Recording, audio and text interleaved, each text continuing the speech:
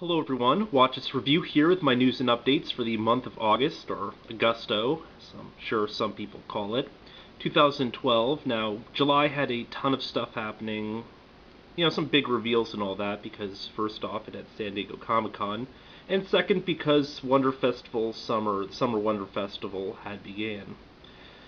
Now, while there's so much to discuss, I'm going to really focus on a handful of things, starting with the three things that are most important to me. And first of those, I guess technically no real order, but going first, let's talk about Figma Pit. I first spoke of him a few days ago, but since then I've also learned that they'll be doing Pit 2 as well, probably around the same time. For those of you not aware who haven't played Kid Icarus Uprising, Pit 2 or Dark Pit. It's a sort of mirror clone of Pit, and he starts off as an antagonist, but yeah, not gonna get into spoilers there. At any rate, Kid Icarus, or Pit, keep going Kid Icarus by accident, because originally I think that was his name, and then they decided to call him Pit in the game. Yeah, again, tangent.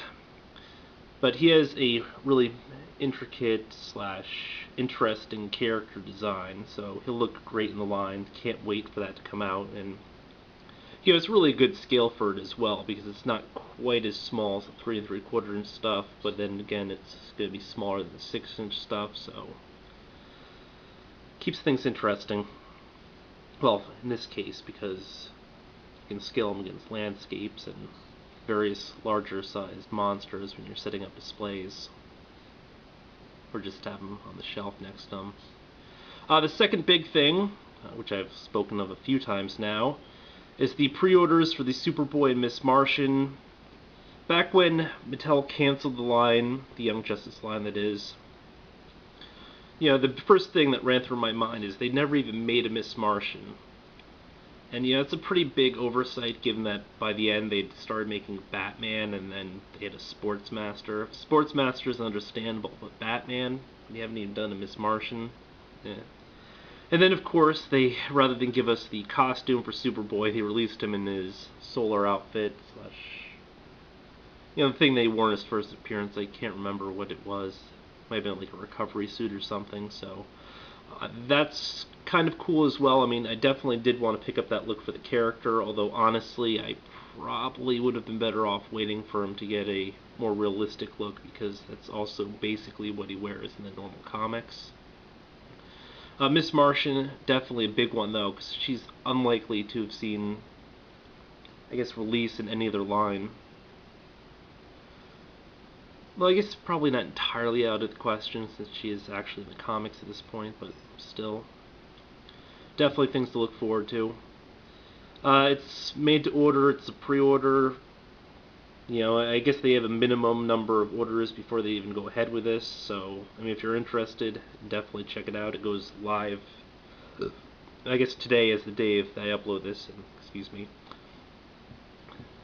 So, definitely, it's $50 though, which is the kind of downside. It doesn't even include any accessories. I mean, $20 for the figure and the large playset thing I thought was a bit much, because the large playsets were kind of a throwaway, but, they kind of have us stuck here. The third big thing is quite literally a big thing.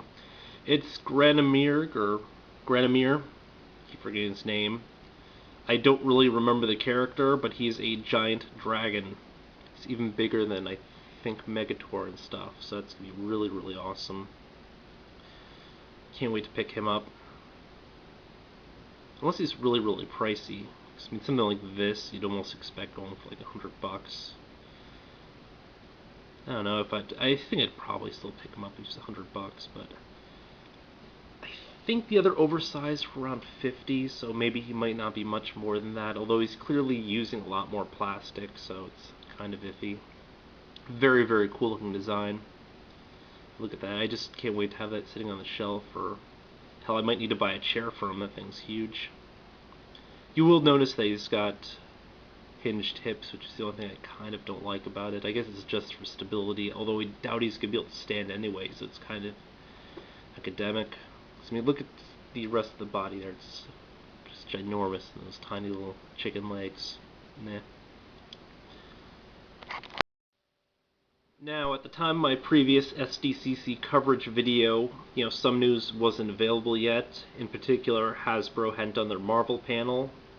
Oh, by the way, my first year, I guess, sort of working for Tomopop, or working with Tomopop to cover San Diego Comic-Con, did not go as smoothly as I would have hoped. For one thing, their reporters on site weren't able to get over to the Hasbro Marvel panel. Like I say, it's some prior commitments and stuff, which is a bit disappointing, but I heard the Hasbro Marvel panel was something of a bust anyway, so probably no huge loss. Other than that, just some miscommunications and stuff kept the materials from going out as quickly as I would have hoped. I mean, it just sort of drives you nuts when you see all these other websites doing all their updates and stuff, and you can't update to the other site. So, yeah. At any rate, you've probably heard that Marvel Legends will be doing smaller Build-A-Figures for at least 3 of the waves. The first of the smaller BAFs is Hitmonkey. If you've never heard of him, neither have I, but apparently he's a hitman who's a monkey. Sort of what it says in the box there. Now, I'm not sure if I heard that, I think it's that the parts will be included across 3 figures, so if you're buying 3 figures for a smaller Build-A-Figure, I mean, come on, that's perfectly acceptable. I've got no issue there. I mean, if they're having you buy like 5 or 6 and you're getting somebody this size, I'd be kind of annoyed. I'm not sure what other figures we'll probably see from the smaller ones. I imagine probably Rocket Raccoon, especially given his recent popularity in the Marvel vs. Capcom 3. I guess an Ultimate Marvel vs. Capcom 3, probably also Puck or something. I would also like a new articulate Howard the Duck. That's just me. Otherwise, most of the rest of the news is stuff that we've heard about, seen revealed, except for Jean Grey, who looks great. I'm not sure if it reuses. I mean, it does look like it kind of may reuse some of the parts from the previous molds, but it still looks nice despite that. As for my general thoughts about the smaller Build-A-Figures, yes, it is disappointing, but it's nowhere near as disappointing as not having a Build-A-Figure for Wave 3. And when we saw the packaging, we thought, oh, maybe they just left it off because they wanted to keep it secret as a big panel reveal. And then the big reveal is, but nothing. So while some people say the best surprise is no surprise, I beg to differ. I beg to differ a lot in this one. On the other hand, it does free me up from buying the Punisher / Blade, who I would have picked up just to complete a Build-A-Figure. I don't really care about their design or what have you. Although there are several figures in the wave that I'm going to be picking up, and then in some cases both the normal version and the variant. Probably not both for Doctor Doom, but we'll have to see. Yeah, disappointing.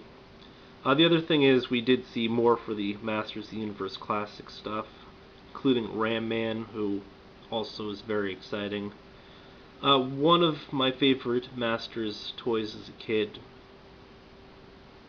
except for that version had these sort of slinky legs, I think, where if you press down the body it sort of hopped up, which is kind of cool. This version doesn't seem to have that action feature, and they don't even kind of simulate that action feature. Some of them it looks like it might be able to spit water, but then it doesn't actually spit water, but it's cool just because it looks like it might spit water. Yeah, not the case here.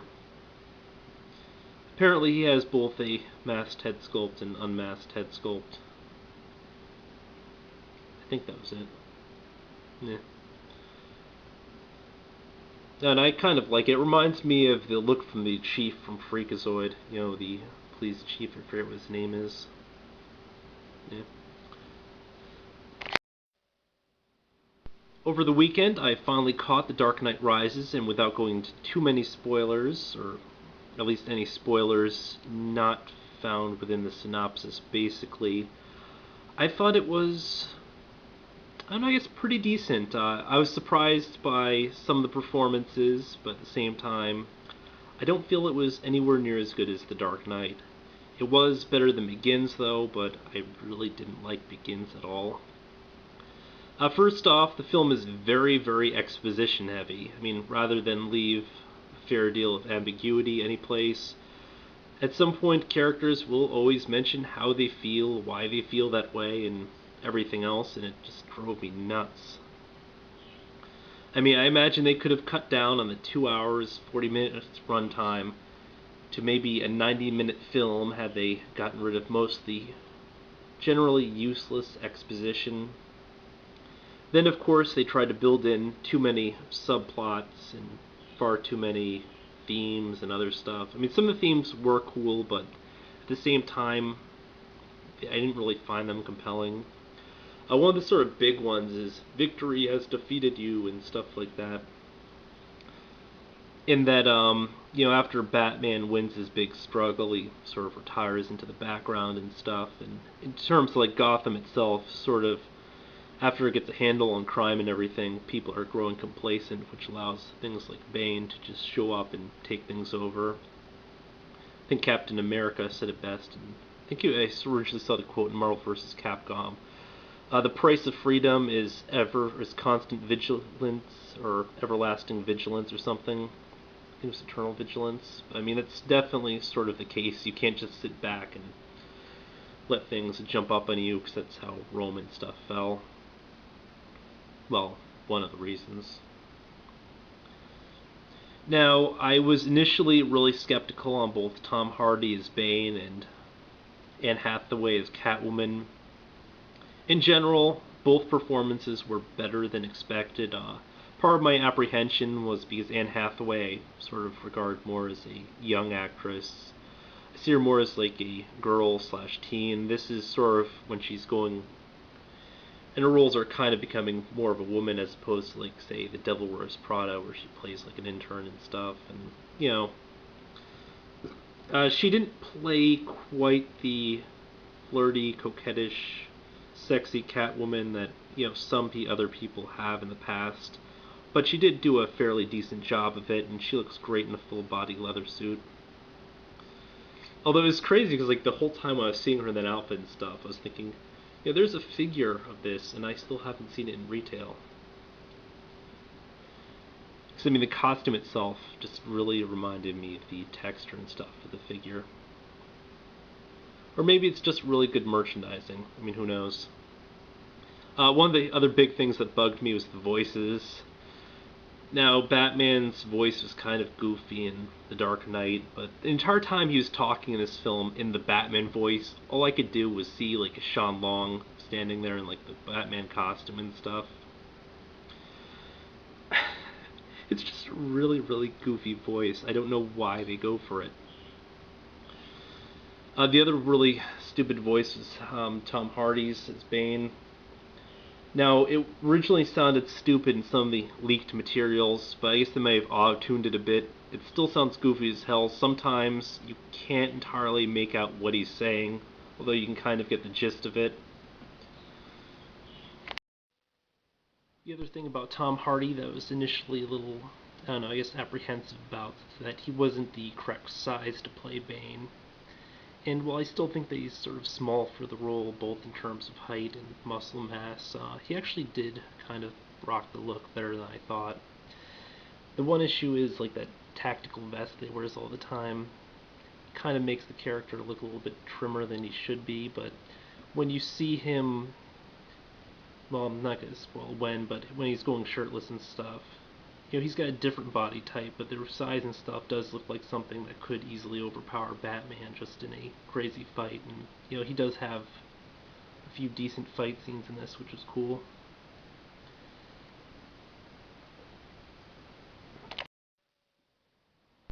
By the way, it's something that really bugged me in that Batman didn't really get a ton of screen time in this, which is kind of weird to say. I mean, he doesn't pop up for, I think, mild spoilers here. He's not in costume or anything for like the first half hour, first 40 minutes or so, which limits the number of action scenes they can squeeze in. There's like this incredible bike scene. Well, actually, they have several different bike scenes, but one where Batman's on the bike, which is incredible. And they really play up his use of stealth, his combat abilities and stuff, and some of the scenes do really remind me of the fight scenes in Arkham Asylum slash I guess Arkham City, but I haven't played that yet. Which I mean, it's really great, but you know, it's just most of the time the characters are talking and stuff, and often something less than significant is happening anyway. Now, in terms of story structure, plot, and everything, it does more heavily resemble Batman Begins than The Dark Knight.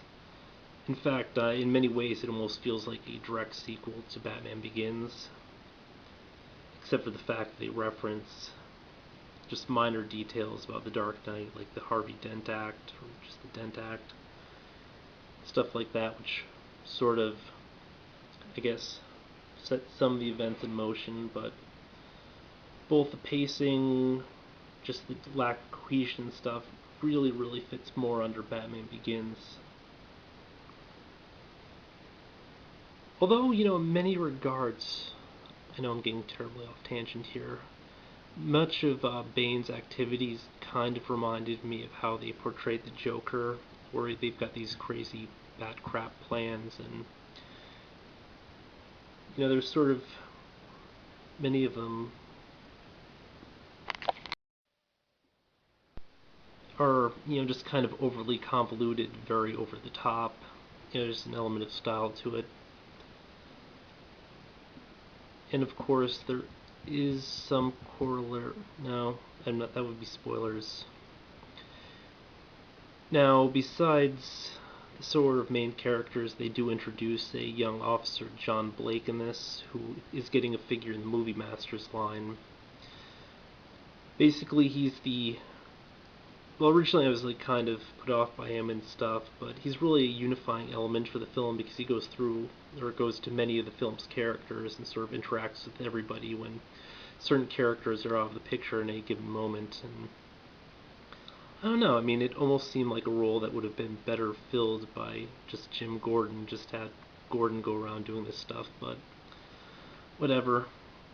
Kind of silly, but a lot of characters to kind of keep track of. Luckily, a few of them do end up getting killed off. Which, you know, is mild spoilers, but you know, with this kind of film, you can sort of expect that. Fight scenes, pretty decent. A few of the Bane confrontations were really cool. The opening action sequence with Bane, also really awesome.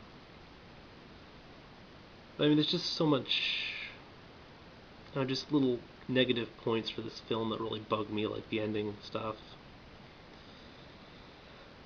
But I mean, other than that, definitely a pretty decent film. It's worth seeing. Again, I feel it is better than Batman Begins, not quite as good as The Dark Knight. Nowhere near as good as The Amazing Spider-Man. I was really taken aback by The Amazing Spider-Man. But yeah, kind of moving on from that.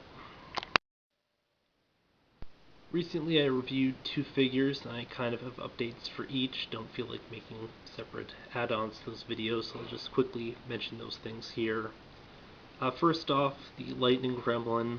I completely neglected to point out the fact that he casts some pretty cool shadows when you shine light through him, which is really neat, depending on what kind of lighting you're using and you know how far he is from the wall and stuff. You can get all sorts of effects, which is cool. The other thing is, for my recent Amazing Spider-Man review, the overall level of quality is just really crap on that. I don't know if I get a bad one or not. I am going to be getting a replacement for it. But besides the arm breaking off, like his left knee is kind of shattering off the joint, like the whole plastic is splitting, so I just think that they either aren't using a very high quality plastic, or I don't know. That one I wouldn't expect to have problems, because you think the knee wouldn't be an issue, but I mean, in general, the arm is just really poorly designed, given how many joints they have and where the joints are placed. I mean, it would have been more passable, but for some reason the joints kind of stick. I don't know if it's a paint app or, again, plastic or whatever, but I still can't get the left elbow to move. I'm scared that if I do, I'll probably break something else, even if I technically could get it to move, so that definitely sort of sucks. Again, though, it's just a really decent looking sculpt. I just wish that they would have sort of done something about the articulation in terms of actually making it work, because the articulation is good in theory, practice not so much, and yeah, he does need a head joint, or additional head movement at any rate. Not being able to look up on a Spider-Man figure, I mean, what the hell's up with that? In other news, I stopped at my local Michael's the other day, and they have the 2012 Spooky Town pamphlet out. This year's selection looks even smaller than last year's, if you can believe that. Last year barely had anything. There doesn't seem to be any central theme either. I mean, it's just sort of the same general stuff as before. And none of the items really look particularly impressive. It's a few larger pieces than a bunch of just small items. That's Skull River. It's some sort of I guess, amusement park ride. The other thing is, I half wonder if they've just done all these designs, or and they're just out of ideas, or if they're just sort of shrinking down to, I guess because it's a bad economy or something, or maybe Michaels really won't be carrying as much this year, so it's kind of interesting. We'll have to try to check out their website and see if there's any sort of additional information, but actually I kind of like that Scariest Halloween House. That one's sort of cute. That one's pretty clever. This, of course, is one of last year's selections, which did seem to sell out pretty quickly.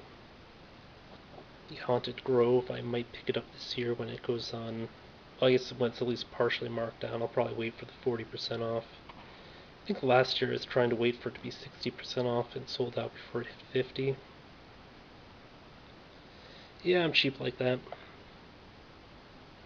This one's marked new, but they did the clown theme last year, so eh. Plus ice cream. I mean, really, it's not all that clever. It's overused. Expect a higher caliber from Lemax.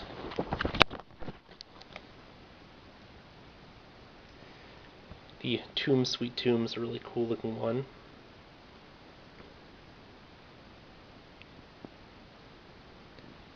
I don't know, in general, not a very impressive year at all. I probably should put the pamphlet down, then move the camera, but meh. At any rate, I started this video with a ton of stuff to talk about, but as time's kind of gone on, I've forgotten most of my talking points. I really should have written them down. But in general, I have a ton of sort of major items to review, but whenever I'm reviewing a major item, I try to take my time with it, so it takes longer to get out there, and then I guess now I'm sort of photographing things as I review them, just so I can sort of do the video review and written reviews concurrently. And if you've noticed, I'll often have links to the written reviews if I have the written review up at the time of the video, but, you know. But I do have tons of like little filler reviews and stuff. I mean, for items that people are less likely to care about, like I have some of the Dragon Ball Evolution toys that I do need to upload, but I generally space those out between like better items. Like say I do a DC Universe Classics item, then maybe I'll toss up that, or that Thundercats 4-pack that I recently finished the review for. But yeah, it's sort of my general philosophy here. At some point I will be reviewing one of these Mega Block sets. They recently started doing like World of Warcraft ones. I've never played World of Warcraft, or no, I don't think I've actually played. I've seen videos for it. But you know, the actual like sets and stuff are kind of cool. Price point's a little bit awkward, but I picked up the, I guess, Red Swift Wyvern or something. So that review will probably be up the next few days. I just want to go back and reshoot some portions of it.